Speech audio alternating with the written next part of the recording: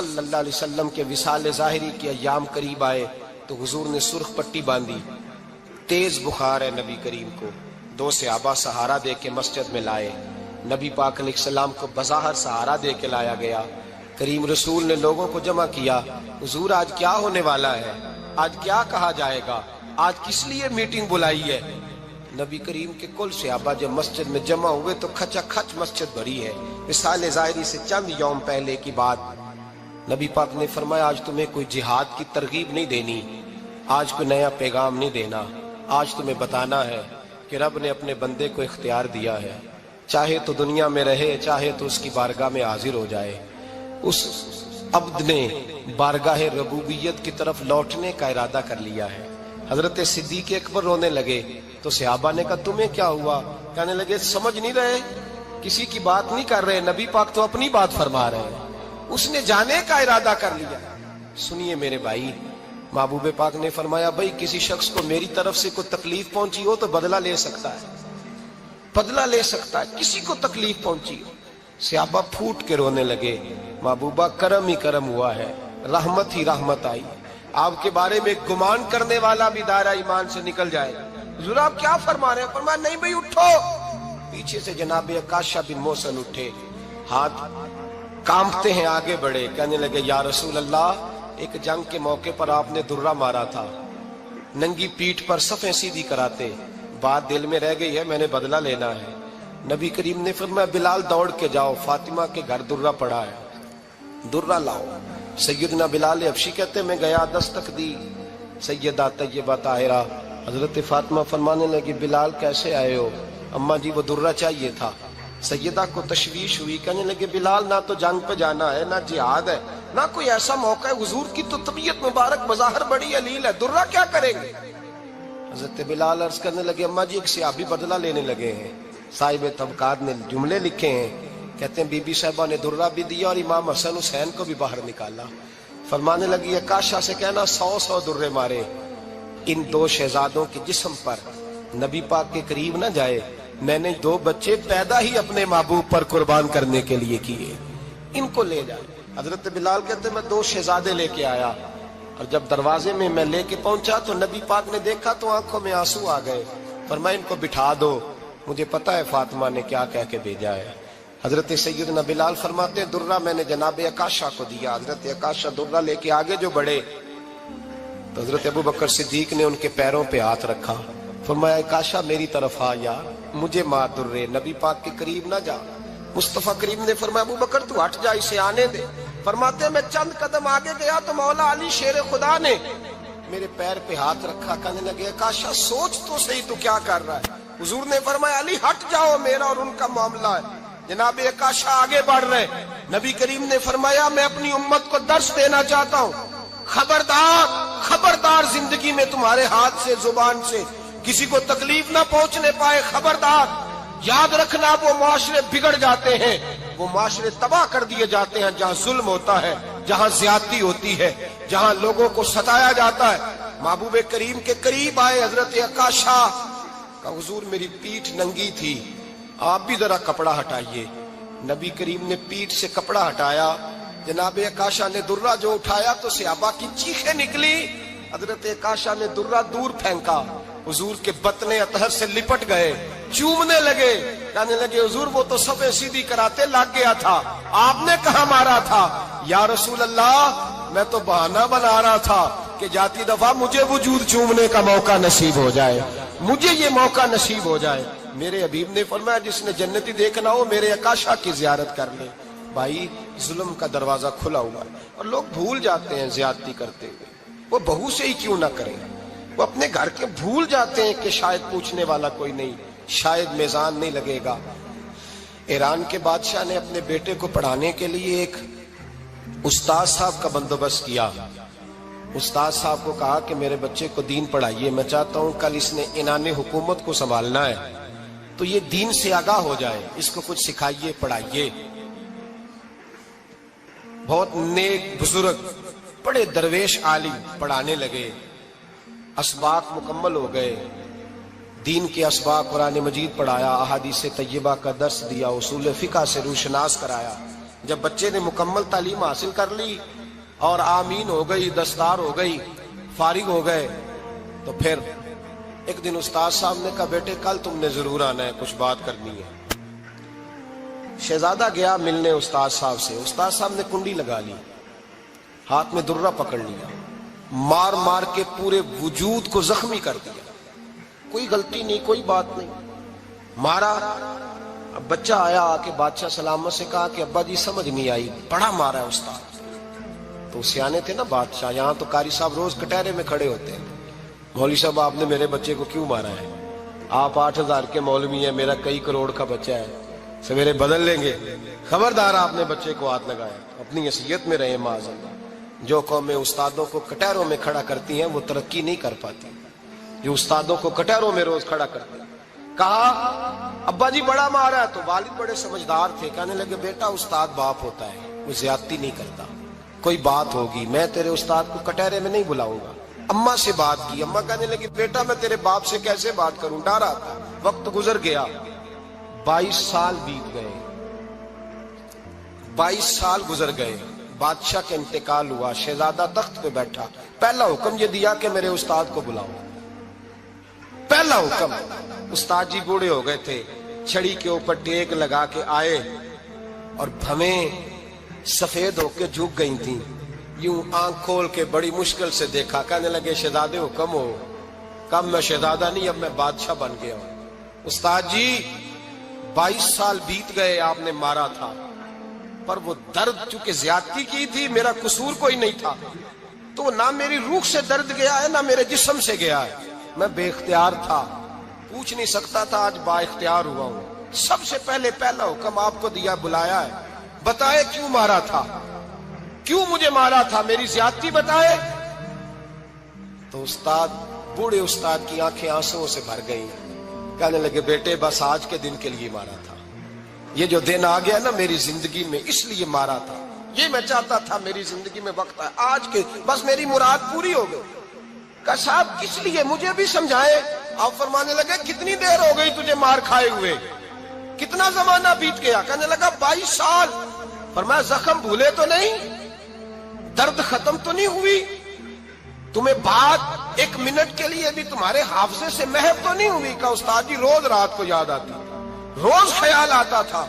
استاد کہنے لگے بھائی تو بے اختیار تھا، پوچھ نہیں سکا، 22 سال تجھے یاد رہا، مجھے پتا تھا تو ایک دن حکمران بنے گا، میں نے تجھے اس لیے مارا تھا کہ بیٹے یاد رکھنا، کسی پہ ظلم نہ کرنا، اگر تجھے 22 سال تک یاد رہا ہے تو جس پر تو ظلم کرے گا اسے بھی قیامت تک یاد رہے گا، اور یہ یاد رکھنا تو آج با اختیار ہوا تو تو نے مجھے بلا لیا ہے، قیامت کے دن غریب با اختیار ہو جائیں گے، مظلوم با اختیار ہو جائیں گے، وہ با اختیار ہوں گے، للہ الواحد القہار، رب کریم کی بارگاہ کے اندر ان کا اختیار ہوگا، اکیلے اللہ کی حکمرانی ہوگی، پھر وہ بلائیں گے، بڑے بڑے کج کلاہ دنیا میں جن کی پگڑیاں اونچی تھیں وہ سر جھکائے کھڑے ہوں گے، دنیا میں جو ڈکٹیٹر بنتے تھے ان کی پشتیں لال ہوں گی، ان کو غدار لکھا جائے گا، قیامت تک نہیں بھولے گا۔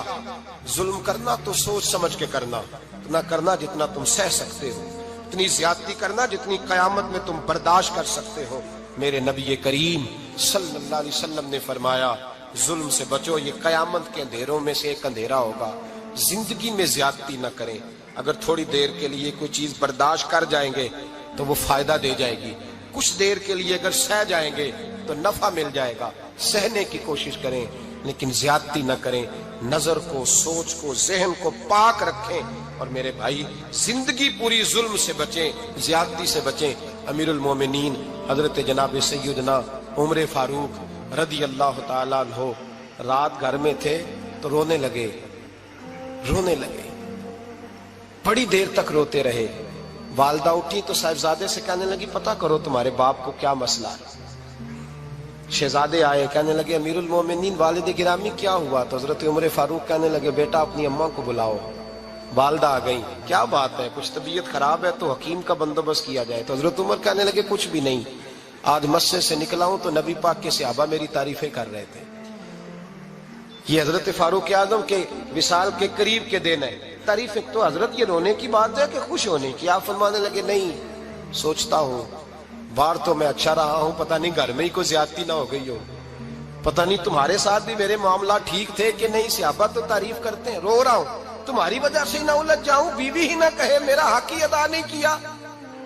ये लफ्ज कहते कहते पहाड़ है ये शख्स, कैसरो किसरा कांपते हैं। हजरत उमर रो पड़े, बीबी से कहने लगे मुझे अल्लाह की रजा के लिए माफ नहीं कर देती, मेरे ऊपर बोझ था उम्मत का, मैं सारी रात मदीने की गलियों में फिरता था, दिन सारा मस्जिद में गुजरता था, मैं तुझे वक्त नहीं दे पाया, माफ नहीं कर देती।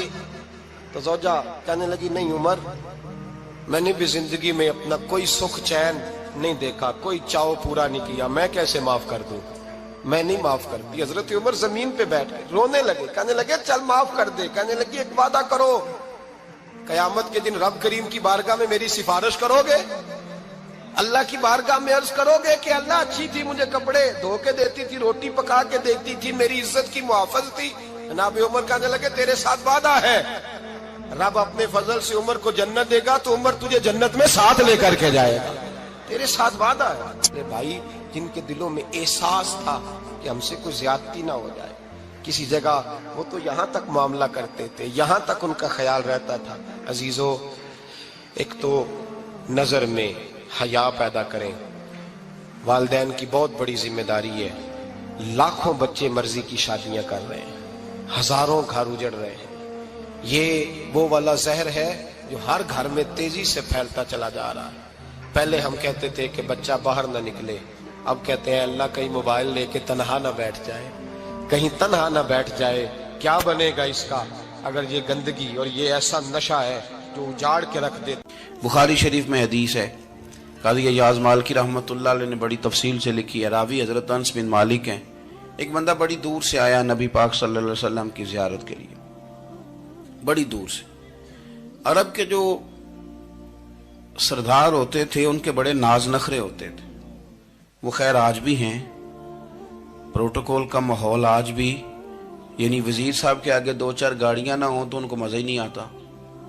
पुलिस वाले आगे पीछे भागें तो हालांकि उनको नहीं पता कि जो पुलिस वाले आगे पीछे भाग रहे हैं ना, ये हुकूमत बदली तो गिरफ्तार करने भी इन्होंने ही आना है, लेकिन वो बड़ा मज़ा आता है जब लोग गाड़ी के पीछे भागते हैं। क्या बात है जनाब, बड़ी बात। और हमारी तबीयतों में पता नहीं कौन सी। तो नबी पाक सल्लल्लाहु अलैहि वसल्लम की खिदमत में वो शख्स बड़ी दूर से आया। तो अरब के बादशाहों का मिजाज था, प्रोटोकॉल बड़ा चाहते थे। उनका तो ये तरीका था कि हुक्मरानी करनी है जैसे भी हो। अगर किसी गुलाम ने धूप में बंधा रह गया, ऊंट और छांव में नहीं बांधा तो दुर्रे मारते थे, और अगर उसने खोल के बांध दिया तो फिर भी मारते थे। कहते थे इतना सियाना हो गया तो उन्हें पूछा ही नहीं, खुद ब खुद ही बांध दिया। वो शख्स हुजूर की बारगाह में आया और बहुत सारे लोगों के पास क्योंकि वो जाता था अपने सरबराह का पैगाम लेके, तो वो कांप रहा है जब हुजूर की बारगाह में गया, डर रहा है। अब जरा बात को समझना, नबी पाक सल्लल्लाहु अलैहि वसल्लम ने उससे फरमाया क्यों डरते हो, सादा आदमी है, देहाती है, बद्दू है। अल्लाह के रसूल ने थप की दी, क्यों क्यों डरते हो?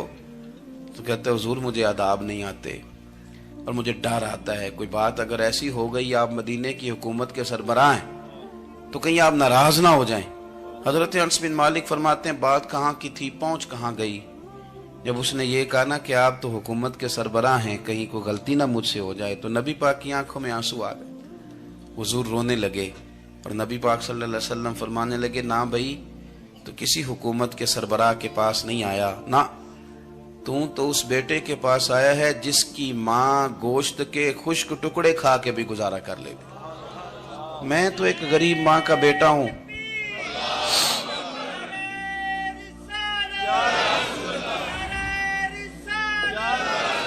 भाई अगर आपका ये ज़ौक बन जाए, देखो ना आज तो लोग भूल जाते हैं ना, कपड़े बदल लेते हैं तो वो समझते हैं कि शायद सारा कुछ ही बदल गया।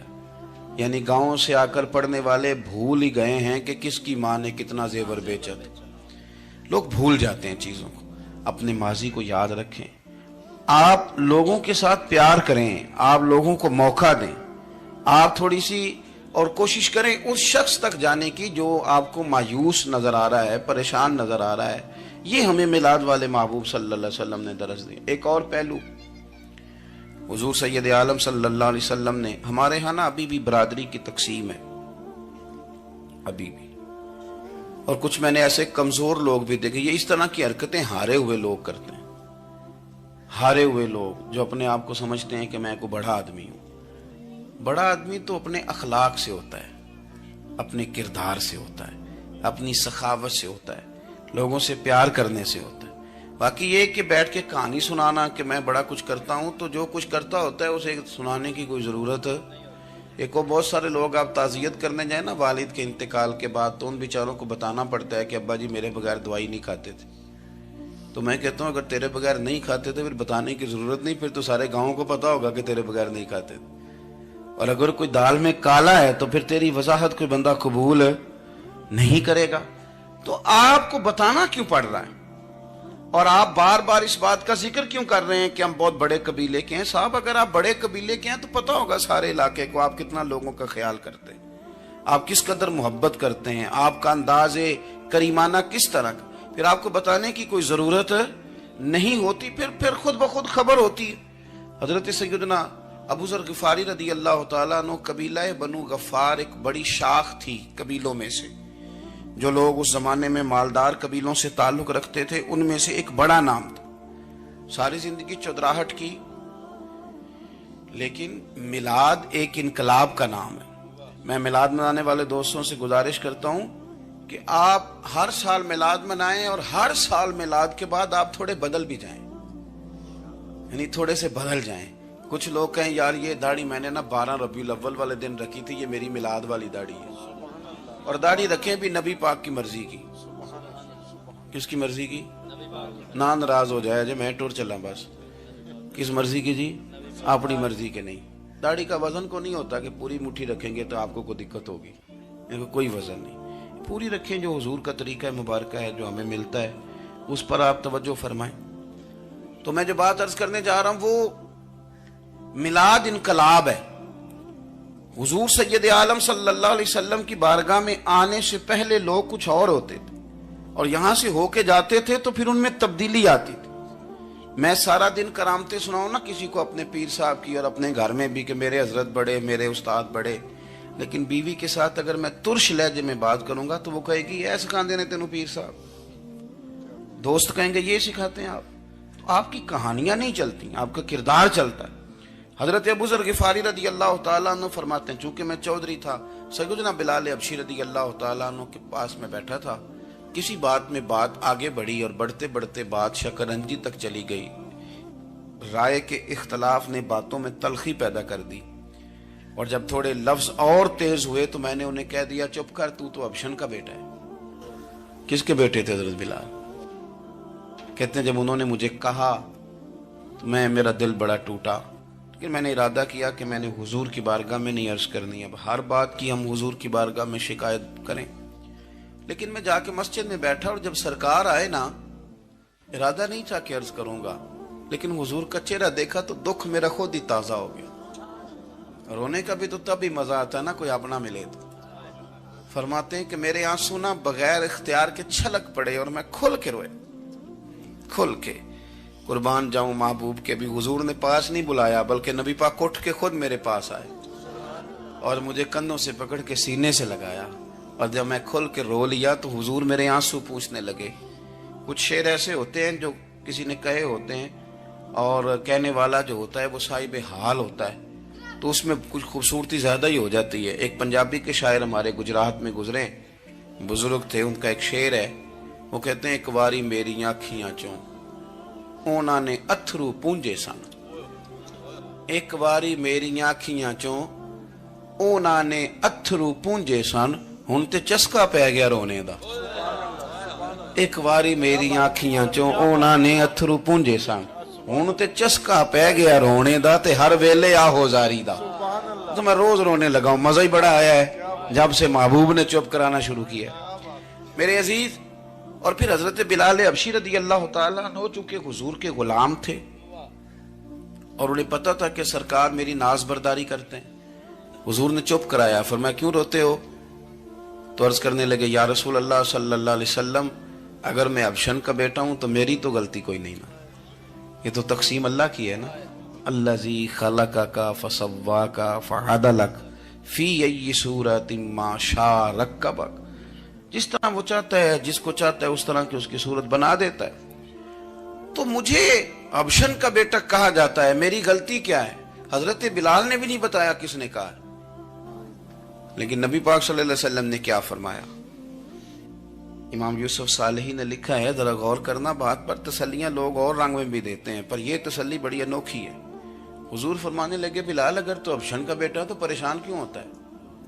کالے رنگ والی ماں کا بیٹا ہے تو پریشان کیوں ہوتا ہے اگر تیری والدہ کا رنگ کالا ہے تو؟ عرض کی حضور آپ کیا فرمانا چاہتے ہیں؟ تو سرکار فرمانے لگے، میں دو ماؤں کا بیٹا ہوں، ایک جناب آمنہ جنہوں نے مجھے پیدا کیا اور ایک حضرت ام ایمن جنہوں نے میری پرورش کی، مجھے بڑا کیا. حضور فرمانے لگے، میری ماں آمنہ کا رنگ گورا تھا اور میری ماں ام ایمن کا رنگ کالا ہے. تو فرمایا اگر تجھے کسی نے کالے رنگ والی ماں کا بیٹا کہا تو اسے کہہ دینا مدینے والے محبوب کے بھی تو ایک والدہ کا رنگ کالا ہے، تو کہہ دینا. حضرت بلال کہتے ہیں کہ وہ اس طرح کی تسلی تھی، طفل تسلیاں نہیں جس طرح کی ہمیں دی جاتی، وہ اس طرح کی خوبصورت تسلی تھی کہ اس کے بعد میرا دل ایسا ٹھنڈا ہوا، پھر کسی کا تانا نہیں رہا، پھر کسی کی